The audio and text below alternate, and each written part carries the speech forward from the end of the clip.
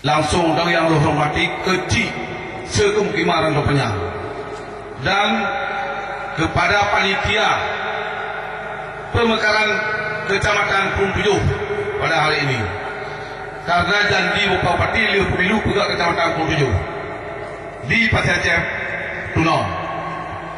Dan yang kamu hormati Bapak Abdul Fadli pada anak bawahnya, karena kita caleg sih, tapi lagi maaf ini dengar rahasia kamu ini di Kemukiman Penyang dia sih bawahnya masalah. Yang lo hormati Bapak-bapak caleg-caleg yang na di Kemukiman Penyang yang kali kedua 4 nyo kamonyo Bandungnya putra daerah ini Bandung. Kau yang galak drone Bandungnya licok salah dua atau apa karena rahmat Allah na berdraw di Kecamatan Mobonyo. Rahmat Allah karena dengan gara-gara beliaunya perjuangan untuk buka DP batulnya bertemu berdraw di Kecamatan Mobonyo caleg. Ini ada kata adalah dari Tuku Rahman yang dari Perpi.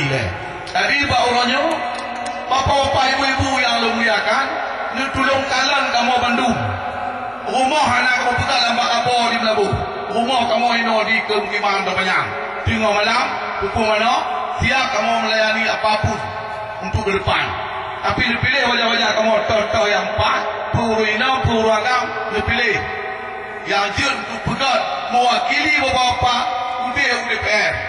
Karena ini sampai 850 miliar yang dianggarkan oleh APBN ke kabupaten, maka apa yang hijau seluruh instansi dinas terkait apabila hana to diperbola dari ide antro pengen ngapung-ngapung, maka bawahnya mau laki mohon bapak-bapak ibu-ibu apabila hana to betul ide permohonan bapak-bapak gede hiwala bangun tai. Tapi apabila dipegang dipilih kamu dari Kemukiman Penyang, maka kamu ke mewakili bapak di kecorong drone urang malam, maka untuk mempunyai apapun pembangunan yang ada di Kemukiman Penyang. Ini yang kamu lakukan apa-apa.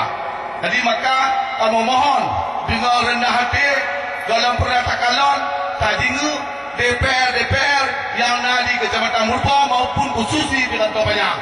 Ini bau dia kali, tapi onyo tak mohon kepada Allah Subhanahu Wa Taala semoga Allah tuju mengurus arwah ini nyogu untuk DPR ke.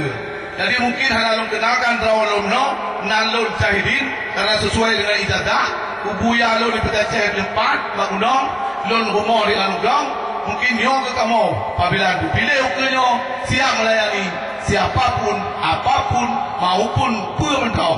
Mungkin terima kasih. Assalamualaikum warahmatullahi wabarakatuh.